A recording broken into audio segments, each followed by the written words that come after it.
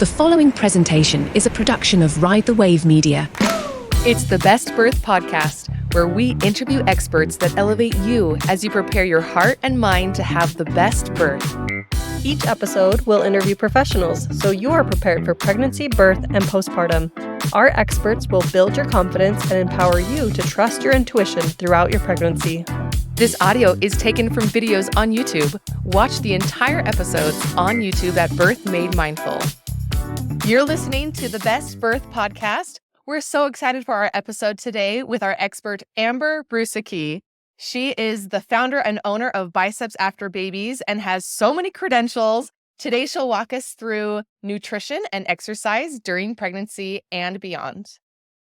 Amber Bruseke is a wife, mom of 4, ages 10 through 17, and a former RN who founded Biceps After Babies because she believes that being a mom doesn't have to mean your fittest days are behind you.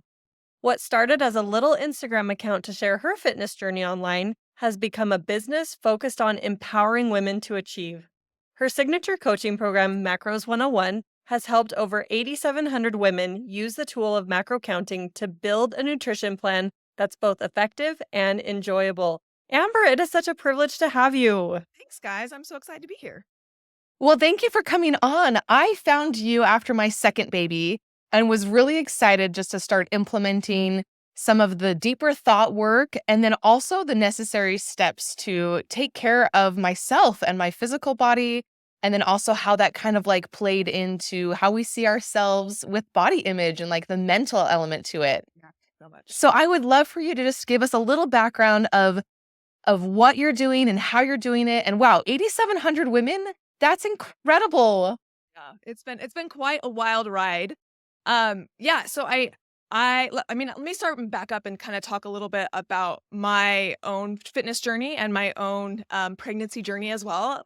When you read my bio, I have 4 kids, and so I've gone through pregnancy and birth 4 times, and it was a little different for each child because I was kind of in a different stage of my own fitness journey for each of those kids. But one of the things that was always a constant throughout those period of time was that I was doing some sort of exercise. And we'll get into talking about exercise and how passionate I am about helping women to be able to feel confident in their ability and their body to be able to move. I think, we can get into it, but I think for a long time, women have really felt very fragile when it comes to birth. And it's been communicated to us that we're very fragile in this state and we're a very vulnerable population. And you just got to be so careful. And I think the pendulum really swung too far to one side. And we have a whole lot of women who are having a whole lot of issues because they've been told that like we just need to sit in a bubble for the whole 9 months. And so, we can get into talking about that. But a little bit about my story. My very first memory of exercise was when I was about 3 years old, and my mom was a fitness instructor, and she took me to the YMCA, put me in the childcare, and then she went and taught group fitness classes. And I just remember as a very, very young child, there was a window between the group X room and like the childcare room. And I just remember sitting there watching my mom teach fitness classes. My mom had 7 kids and I'm the oldest. And so, as a 3-year-old, I saw her pregnant with number 2, pregnant with number 3, number 4, number 5. I was almost 17 years old when my sister was delivered. And so I really saw my mom throughout all the pregnancies. And one of the things that was consistent was that she always worked out during her pregnancies. So for me, it was very normalized that exercise was an important part of being a mom and taking care of yourself. It was very normalized that she would exercise during pregnancy, and it was very normalized that she lifted weights, which I know is something that is unique to my upbringing. Not a lot of women had that modeled for them. But when I was 14 years old, my mom took me into the YMCA weight room because you had to be 14. So it was like a special, like, you turned 14, now you can go into the weight room. And she walked me around the weight room and she showed me all the dumbbells and she showed me all the machines. And she really normalized working out for me as a female. And I'm really grateful for that because it wasn't ever weird for me to like lift weights or lift up barbell. That was just, don't all women do that? Because that's what I saw my mom doing. So I ended up going to college. I ended up getting married. And my last year of nursing school, actually, I got pregnant with my oldest daughter. And that was a really rough year going through like sickness and just the changes that happened to your body that I didn't expect as a young 23-year-old. And I graduated with my bachelor's degree in nursing in April and had her in June. So I was like, very pregnant at the end of my nursing school. But, during that time, I still kept moving, and movement was still an important part of what I was doing, but it was more low intensity. I was more walking. I wasn't doing a whole lot of weightlifting at that time. Fast forward to my second pregnancy, that was when I became a group fitness instructor like my mom. And so once I had my daughter, I was like, oh man, I can't really go to the gym anymore. I got to find childcare for her. And it seemed like such a great 2-for-1, whereas like I can get paid to work out and my child gets watched for me while I do it. That seemed like a really great way to go. So I became a group fitness instructor. And so for babies 2, 3, and 4, I was teaching group fitness. And I remember with baby 4, I literally taught a body pump class at 9:30 a.m. and had him at like 1:30 p.m. that afternoon. So like when I say I was teaching and exercising all the way up to my delivery date, like it was literally the day that I gave birth, I was still like teaching fitness classes. So we can dive into any like those specific things that you guys want to go down those paths. But one of the things I'm really passionate about, like I said, is helping women to feel powerful in their bodies and not like pregnancy is happening to you, but that you are in control and it's still your body and you're still able to make empowered, good decisions about how you go through this phase of your life. Well, you talked about a little bit low impact exercise in pregnancy and then also maybe lifting weights, different types of exercise. What do you recommend for some of us who want to stay healthy during pregnancy, but we might not have that background of weightlifting? I think there's a couple things here that I would advise anybody who is really wanting to prioritize activity during their pregnancy. The first one is getting a provider who's on board with that. I actually changed providers during one of my pregnancies because my provider was not on board with me working out. And there's, unfortunately, my husband's a physician, so I can kind of speak to a little bit of like the education physicians get. And he's actually an OB/GYN. And some of like the updated education, then sometimes how things lag. Like I said, back in the 70s and the 80s and even the 90s, like I said, pregnant women were really seen as like a fragile group that we really had to be protective of, and we had to pull back and we had to like keep them safe, and we had to just everything low impact. You can go for a walk, but that's about it. And unfortunately for people who were educated during that period of time, a lot of that continued out. And then what happens is you have older physicians teaching younger physicians, and sometimes it just doesn't catch up to the more current research. And so there was some really good research that came out in 2002 that really kind of updated some of the standards in terms of what they were recommending for pregnant women in terms of exercise. That was again reiterated in 2012. But it takes time for that to get filtered in through the medical education. There's pros and cons the way that we have our medical education structured in the U.S. And that's one of the cons is it just takes time for that to be educated or to be updated for providers. And so it takes time for everybody to get on board with the most current recommendations. And I found that one of my providers, I started seeing him and he just he was of the ilk that like women shouldn't be exercising. And I was like, that's not going to work for me. And so I found a new provider who was very supportive of exercise.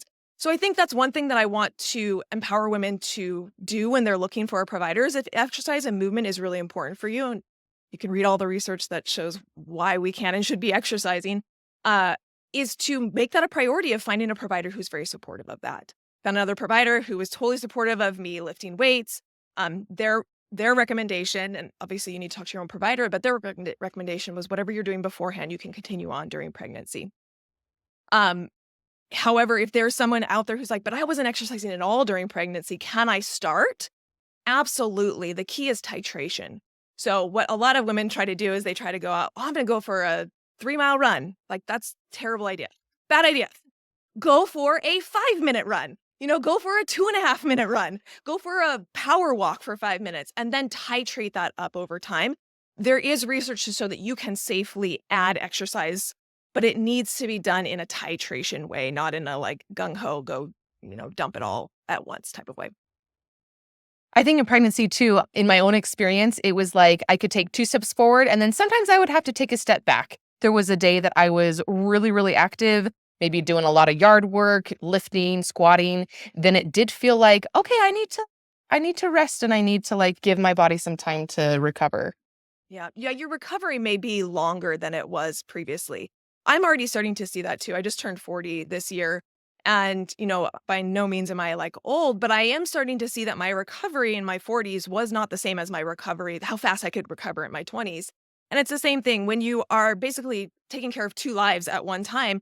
Your body is being used in other ways a lot of the time and putting energy towards something else. And that may mean you don't have as much energy or reserves to be able to recover. And a lot of people don't really understand that, we talk about weightlifting and how you don't actually build weights by lifting weights, you build weights by recovering from lifting weights. And so if you're not actively recovering and you're not recovering well, you're actually doing yourself a disservice. So that's such a good point of making sure that you're not only doing the exercise, but that you're able to recover from that exercise and really listening to your body and pulling back when it's evident that you've overdone it a little bit is really, really important. That's such a great reminder to follow our intuition and listen to the cues of our body. Let's kind of paint a picture of this time in our lives. If a woman is preparing to get pregnant, what are some good exercises and nutritious health regimens for that stage? Oh, yeah. I mean, so ideally, every woman would prepare before getting pregnant, right? Like mentally, emotionally, socially, financially, physically, like all of the things. That isn't always, it doesn't always happen. But ideally, if we can do this preparation ahead of time, we're really setting ourselves up for success. From a physical standpoint, if you can even get to the point of just doing the minimum dose that is recommended by the American College of Exercise Scientists, like only 22% of Americans actually get to that recommendation. So if we can at least even get to that recommendation ahead of pregnancy, that's going to be, you're setting yourself up for success. I think I read a stat that it was like 22% of Americans follow the recommendation and like 13% of pregnant women follow the recommendation. So if we can even start there of getting 30 minutes or more of moderate exercise most days of the week, that's the cutoff of what is recommended and advised. So I would say starting there, right? Can you get to that 30 days of exercise most days of the week is a really great place to start. I'm always a proponent. I think every woman all the time, every stage of life should be lifting weights. It's one of the best things that you can do for your body, whether you're pregnant, whether you're 50, whether you're postmenopausal, like for every single woman, lifting weights is a valuable thing, but especially for my pregnant women, because your body, more is being required of it. You think of the idea of resistance training, essentially carrying around 30 extra pounds is resistance training, right? Like that is, you're requiring more of your body. You're requiring your body to carry a heavier load, and preparing for that and getting ready for that is, you're never going to regret getting strong. And so, yes, getting that 30 minutes or more of moderate exercise, but starting to get at least 2 days a week of resistance training, of lifting weights, and getting that ahead of time before getting pregnant. Get comfortable with that before getting pregnant. And then you're going to be able to continue that throughout your pregnancy. And we can talk as much as you want about nutrition, but the nutritional habits that you have pre-pregnancy are going to be transitioned into the nutritional habits you have during pregnancy and then post-pregnancy. And so can we make sure that we're getting enough protein? Can we make sure that we're having enough diversity of sources? So we're getting whole foods and we're getting a diversification of those whole foods, and being able to make sure that we're having enough fiber, enough water. Pre-pregnancy, again, you're going to continue those habits with you during pregnancy and post-pregnancy.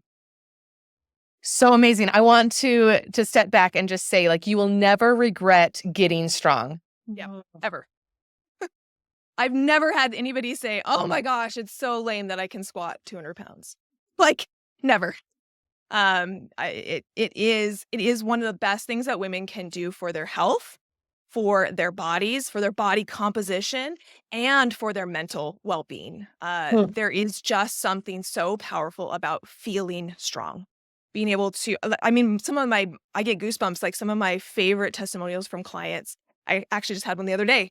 She messaged in and she was like, oh my gosh, we just like moved a couch that we'd moved into our house like a year ago, and I couldn't even help. Like my husband had to call the neighbor over and help. Well, we wanted to move this couch around, and my husband was getting ready to call the neighbor, and I was like, no, I can do it. I can do it. I've been lifting weights now. And she's like, gosh darn it. I like picked up that couch with him and we like moved it over, and my husband was just like shocked. And she's like, I can do it now. Like, I'm strong enough. And those are the kind of moments where your self-confidence as a woman just skyrockets, right? That had nothing to do with what size pants she wore. It had nothing to do with how visible her abs were. It had everything to do with her confidence in being able to meet whatever life was throwing at her. And so, yeah, you will never, never regret being stronger. I love that. And before we leave this pre-pregnancy phase, speaking to prenatal vitamins, I know that it's recommended to take them 3 months in advance at least, but ideally up to 6 months. And is that just to fill in the gaps, of course, of nutrition, or what are the extra benefits of prenatal vitamins? I mean, the real benefit of prenatal is the folate, right? That's the key ingredient that has been shown to reduce neural tube defects. And the reason that they want you taking it so far ahead is just in case you get pregnant at any point. Because we know that taking that folate in the early stages of pregnancy, when that neural tube is developing and that neural tube is actually closing, that helps prevent those neural tube defects. And that happens very early in gestation, which is why we want that. We want to get that on board before we're considering getting pregnant. So folate is really the really well studied, really well linked to neural tube defects that we're really wanting from a prenatal vitamin. In general, like outside of pregnant women, I'm not a huge fan of multivitamins for a couple of reasons. One, there's no testing. There's no FDA testing when it comes to supplements. So not to scare people, but like a company can literally say X, Y, and Z is in a bottle and there's no X, Y, and Z, right? Like there's no testing, there's no oversight, unfortunately, in the supplements industry. And so you got a lot of bad players that are just there to make money, unfortunately. The other thing that I think with multivitamins, well, there's two other things. One is that it almost makes people complacent and feel like they're covered. Like, I don't need to have that apple. I don't need to have the apple. I don't need to eat that celery or that kale or whatever because like I'm taking a multivitamin and I'm covered. And it almost makes people complacent and feeling like they don't need to have the whole foods. And then the third thing that we found is that while I wish it was the case that you could just take a nutrient and put it into somebody's body via a pill and it works the same as eating it through food, it does not. We've seen this with fish oil especially.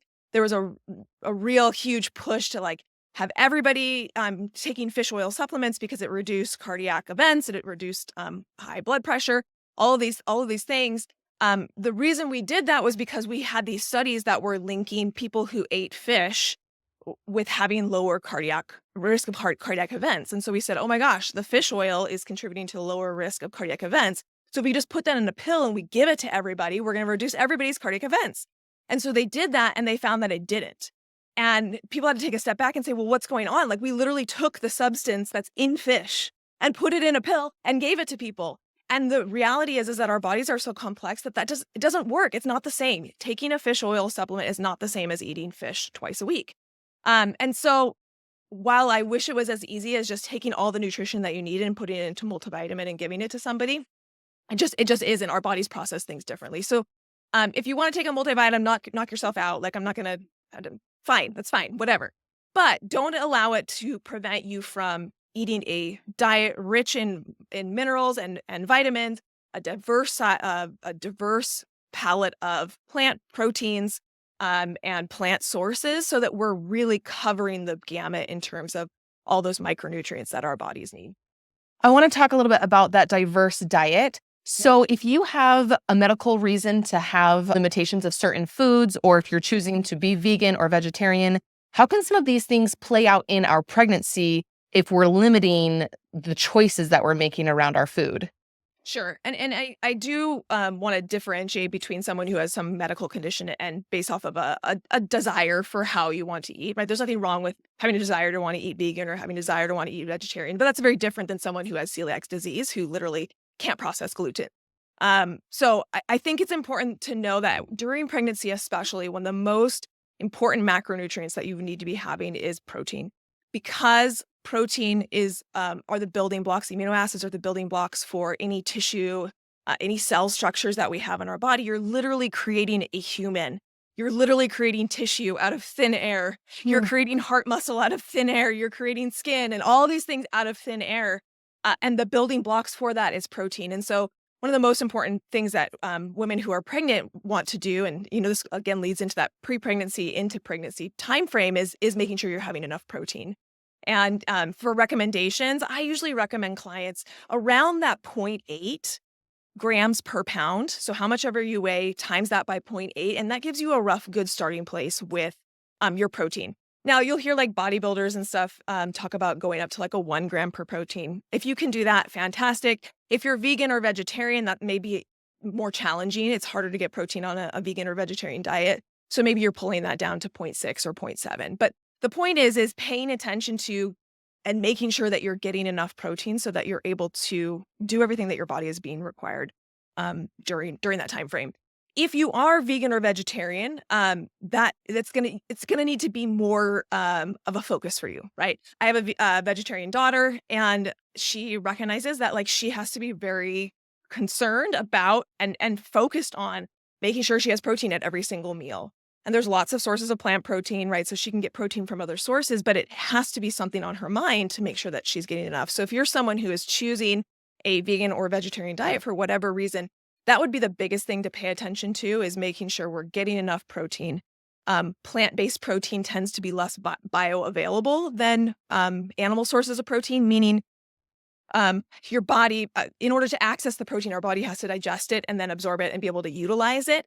And animal sources of protein tend to be less bioavailable, meaning it's harder for our bodies to break it down. It's harder for our bodies to be able to use it. So 1 gram of animal protein isn't exactly the same as 1 gram of plant protein.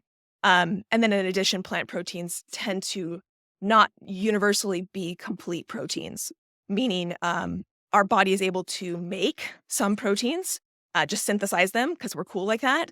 But not all of them. We can't make all of them. And so there are amino acids that are essential, meaning we need to eat them. We have to eat those proteins because our body cannot generate them.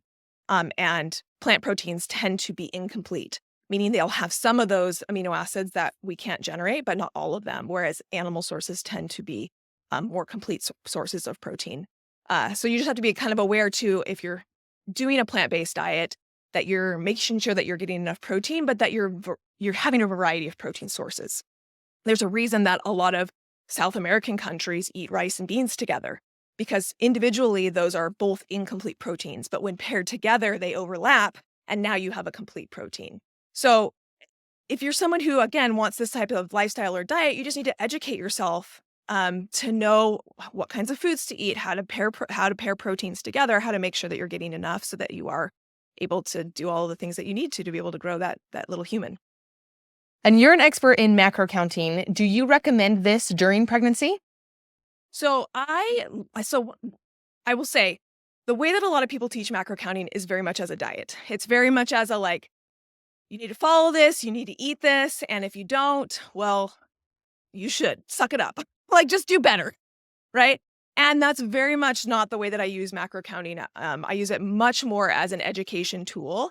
And so I think one of the best things that we can do is just get a good insight into what we're eating. And so that's where I like to start clients, is like, let's just get some feedback and information about what you're currently eating.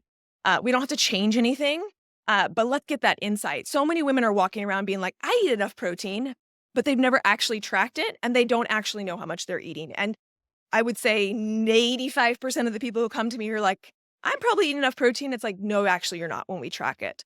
So I would say using macro counting as a tool just to get information about the foods that you're eating, absolutely, 100%. Like I think everybody should track their macros for at least 2 weeks of their life. You don't have to do it forever, but like we would be so much more informed about our bodies and the food that we're eating if we just took 2 weeks to actually track what we were eating and get informed and just see it on paper. It's so valuable. So macro counting as a tool, absolutely. When we get into like, okay, then where do we set our macros? This is where we get into making sure we're not going into a deficit. Like the goal during pregnancy is not to lose weight unless you are, working with your provider to be able to, some women want to do that, but most women were wanting to at least maintain or gain some weight. And so macro counting can be a really great way to have women feel more in control and be able to gain that weight appropriately so that you are minimizing your risk factors for hypertension, for preeclampsia, for diabetes. It's been shown that keeping within the parameters of weight gain that is recommended helps with, reducing your risk of all of those risk factors. And so macrocounting can really help with that. It can help that make sure that the weight gain is appropriate. Exercise can also be really valuable for that. And it can also help women to, if you're under gaining, to be able to know, okay, I'm eating 2,000 calories and I'm not gaining appropriately. Cool, let's add more food. We need to add more food. So it just gives you knowledge and insight into the foods that you're eating. You're eating food. It just gives you more insight into what food you're eating. And so, I definitely have lots of women in our programs who are counting macros. They're not doing it for weight loss. And most people equate macro counting with weight loss. And I really want to bash that and just say macro counting is just awareness of what you're eating and then being able to adjust it for whatever goals you have. So I counted macros when I was trying to gain weight. I tracked macros when I was trying to get a six pack. I tracked macros when I did a powerlifting competition. So I was trying to fuel my training and get as strong as possible. I use macro counting to do that. It's not only about restriction, it's about just making sure that you're eating properly for the goals that you have set for yourself. I love this conversation about nutrition and being aware of what we're eating. In pregnancy, as far as exercise, are there specific exercises that are really good for pregnancy? And we talked about maintaining what you're doing before pregnancy, but what specifically is helpful during pregnancy with exercise? Yeah, so our two big levers when it comes to exercise are cardio and weightlifting, and both of those are very helpful for pregnant women.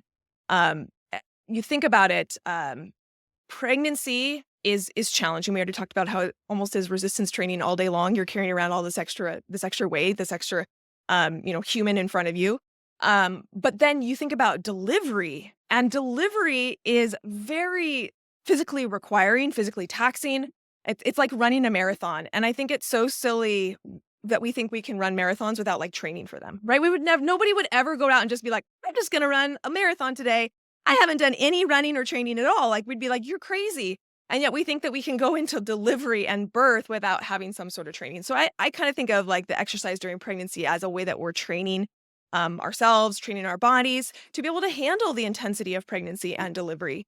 And so when we're talking in terms of how we're structuring our workouts, making sure that you're having some sort of cardio is really, really beneficial. We've seen that that even that elevation of that heart rate there's been some research that has shown that can decrease a child, your baby's risk of getting diabetes later on in life.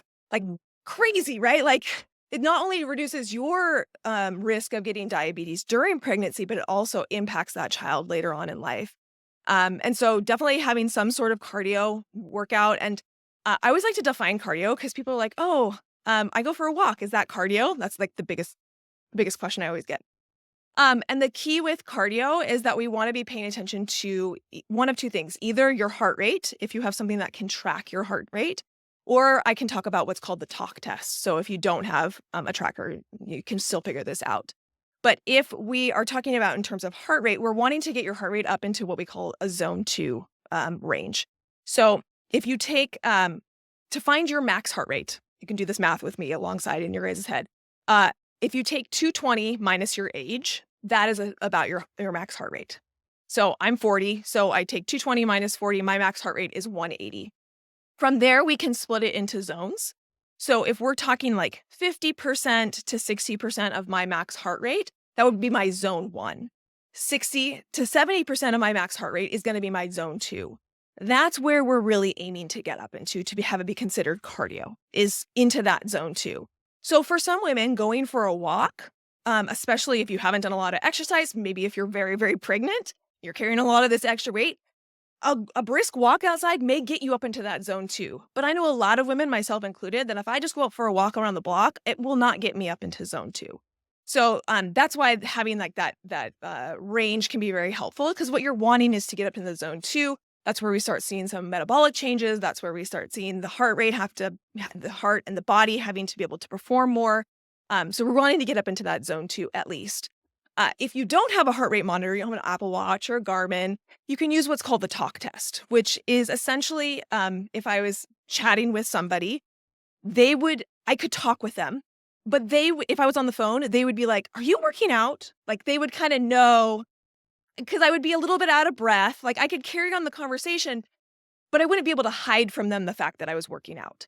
And that's, if you don't have a heart rate monitor, that's a good test to see, am I in that zone 2? If I can just easily talk, I'm just having this like long conversation, there's no like out of breath, you're probably in like a zone 1. You're probably not up into zone 2. And if you're getting to the point where it's like, and then you can like say a few words, then you have to take a deep breath again, you're probably out of your zone 2. So that talk test can be very helpful in terms of cardio. So getting into at least that zone 2 for cardio is really beneficial during pregnancy. And then we go into weightlifting. Again, weightlifting at least twice a week is the recommendation. So some sort of resistance training twice a week. And I think weightlifting more than cardio has a lot to do with what you were doing pre-pregnancy. I probably wouldn't recommend anybody to go and, deadlift a whole bunch of weight if you were not deadlifting pre-pregnancy. So but we can do a lot of dumbbell work, isolation work, some of those more compound lifts like your deadlift, your squat, your overhead press, your bench maybe is better if you've been doing that ahead of time. But there's still plenty of exercises, dumbbell curls, dumbbell press, overhead extensions, things that we can do that are a little bit lighter weight and still provide very good resistance for the body. I want to speak just briefly about labor itself. And you talked about your body's going to be so much stronger and able to have a smooth delivery. Are there ever times that you would use exercise as a tool for labor induction or during labor? Yeah. So I told you my story of my 4th child where I like taught body pump at like 9:30 in the morning. And I could kind of tell that I was like, we might be having a baby sooner rather than later. And so I remember I taught my class and then I got onto the treadmill and like walked on the treadmill. And I remember there were some of my participants who like stayed after and did the class that was after me. And there was like a window in between and they kept like looking at me like they knew like, oh man, something might be happening. She's like on the treadmill, like trying to walk and engage labor. So yeah, walking can be a good way. Physical exercise can be a good way to induce labor if the body is already there, right? We're not going to be able to take the body there. It's not that powerful. So people don't have to get worried that like, oh, maybe I should pull back and exercise during my 3rd trimester because it's going to like send me into labor when I'm not ready. That's not going to happen. It only is that like last little tipping point if you're already almost there. So definitely in those like early stages of labor, exercise can be a great way to like move the body, help the head start to engage, right? Like we're basically trying to work that baby down into the pelvis, and movement can be very helpful with that. Swaying your hips, rolling on a ball, going for a walk, going for a swim, like those types of things can be very helpful.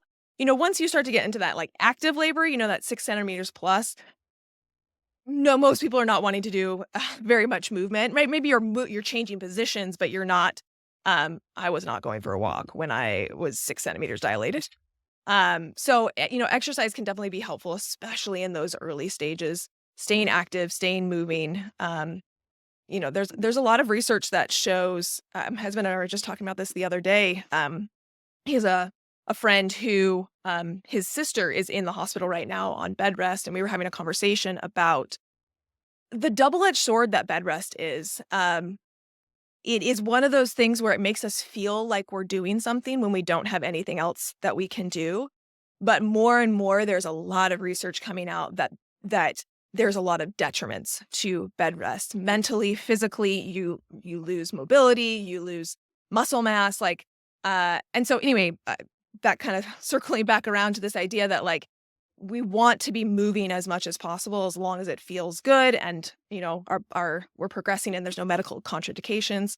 And then you probably get into those later stages of labor and you probably don't want to go outside anymore.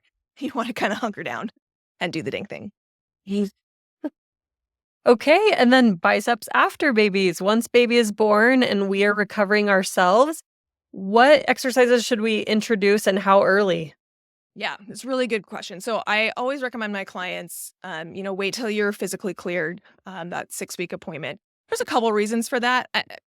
One is it's a really important time frame that we're really establishing a milk supply for women who are choosing to breastfeed. And making sure that milk comes in, making sure that you get on that schedule, making sure we're not doing anything to mess up that milk supply and doing everything in our power, right? Not all women can breastfeed, but making sure we're doing everything in our power to be able to prioritize that if that's a goal of yours. So holding off on physical exercise until we have that milk supply established, we have that clearance from your provider. We're making sure your pelvic floor is intact. Any episiotomies or tears have been healed up nicely, is really important. Now, that's not to say you can't go out and do a zone 1 walk, right? Like, again, maybe, I think hopefully that's helpful for people of like, going out and doing a zone 1 walk is not the same as getting up into that zone 2 and that zone 3. So it kind of can give you that rule of thumb of like, going out and walking is great. I remember when I had my first baby, my goal was like to get out of the house every day. And some days that was like, I went to the mailbox. But dang it, I got out of the house. And I think that's really important during that, post-baby time when everything is just hard and you're just kind of in a whirlwind, and it's just a little bit about survival at that time. And then, when you get that clearance from your provider and you're feeling up to it, that's the second thing is like, I don't care what your provider says. If you're still feeling like you're recovering, you're still listening to your body and you're just not ready, like, girl, there's no rush. You got all the time in the world. But getting back into that exercise, when you're feeling up to it, when your provider has made that clearance, is really great. I always say, because a lot of women that I deal with or work with have been very active pre-pregnancy, and then they go to like maybe not being quite as active, maybe they're not lifting quite as heavy of weights, and they're always worried about muscle loss during pregnancy. It's really important to know for women who are in that boat that you may lose muscle mass. You likely will lose muscle mass if you're not lifting as heavy as you were previously. However, muscle memory is a very real phenomenon. And so I see this time and time again of like women get back to lifting weights post-pregnancy. 1-2 months later, they're back at where they were pregnancy. The time it takes to be able to get there is much, much slower. So for anybody who's really stressed about losing muscle mass, stressed about losing strength during pregnancy, it does come back after that pregnancy period of time. I wanted to briefly ask your opinion. I know there's like a lot of hype and craze about some of this like more rapid weight loss, either like pills or shots. Can you speak to the safety of this during pregnancy or postpartum? Yeah. I actually did a whole podcast episode on my podcast with my husband, who I said is an OBGYN. And so we had a good conversation about Ozempic and Wegovy and Mounjaro and all of these new weight loss medications. So if you're wanting like a deep dive into that, go listen to my podcast episode on it. But, the overarching theme is, well, first of all, nobody during pregnancy should be taking this. Pregnant women are notoriously hard to get into research studies. Because of the way research studies are structured, we have to make sure that there's no possibility of harm or very, very small possibility of harm being done to somebody. And we just can't guarantee that a lot of time with pregnancy. So fortunately and unfortunately, pregnant women are often like the last group of people to be studied for any medication or any treatment, just because it is you're dealing with now 2 patients instead of just one. And we just don't know. So, absolutely has not been cleared for pregnant women, as many medications haven't, right? And who knows if and when it will be cleared for pregnant women. So if you're in a pregnancy, like absolutely you shouldn't be taking this. Now we get into that postpartum time period. You're not pregnant, hopefully not breastfeeding. My guess is it hasn't been tested in breastfeeding women either, because again, a vulnerable population that has 2 people that are involved. It is that like this is a really good conversation to have with your provider. There are people that this is a miracle drug for, and that it can help reduce their risk of heart attack. It can improve their quality of life. GLP-1s are basically appetite suppressants. So the way that they work is we don't really know exactly how they work, but we think that they work somehow in triggering something in the brain to reduce appetite, increase satiation. And so what people report a lot is that they have a lot less hunger and they have a lot less food chatter, which has been an interesting thing to note is that a lot of these people who take it feel like their whole lives have been just run by food chatter, right? They're always thinking about food. They're always thinking about what they're going to eat next. They're always hungry. They're always like, just always thinking about food. And it's been interesting that one of the side effects that they've seen for people who have gone on these medications is just the reduction in that food chatter, and how between this increased satiation and the reduction in that food chatter, it's just easier to stick to whatever they want to stick with, right? It's easier to eat less food. It's easier to like not snack on things at night. And so they are changing some of those habits, but it makes those habits easier. So I take issue with people who want to demonize this or say that people who take it are taking the easy way out or some crap like that. There is just so many obesity, weight is such a complex topic. We don't understand a whole lot about it. And I think demonizing somebody who in connection with their provider is making a decision that's best for them and their health, who am I to say what you should be doing? So anyway, I think there's a lot of unknowns. I think they're already working on the next phase of GLP-1, and they're working on pills. Like, this is not going anywhere. Hopefully it's going to get better. Hopefully the technology will get better. But, obesity is complex, and anybody who says otherwise doesn't know enough about it. And I think we got to have more research, but what someone makes a decision with their provider about is none of my business.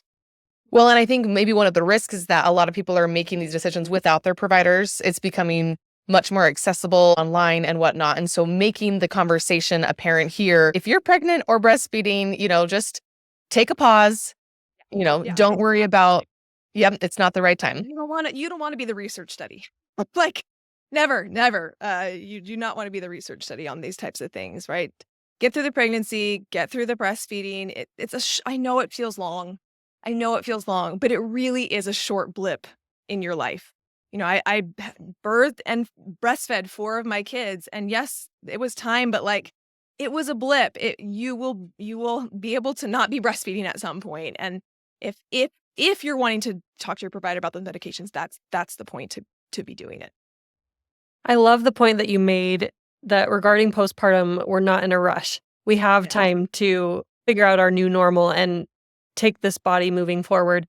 What would you have to say to women who have a longer healing journey than they expect after pregnancy? I know for me, it's taken almost 2 years, and I finally feel like I'm healing to a point where I can exercise the way I used to. And so, yeah. Yeah.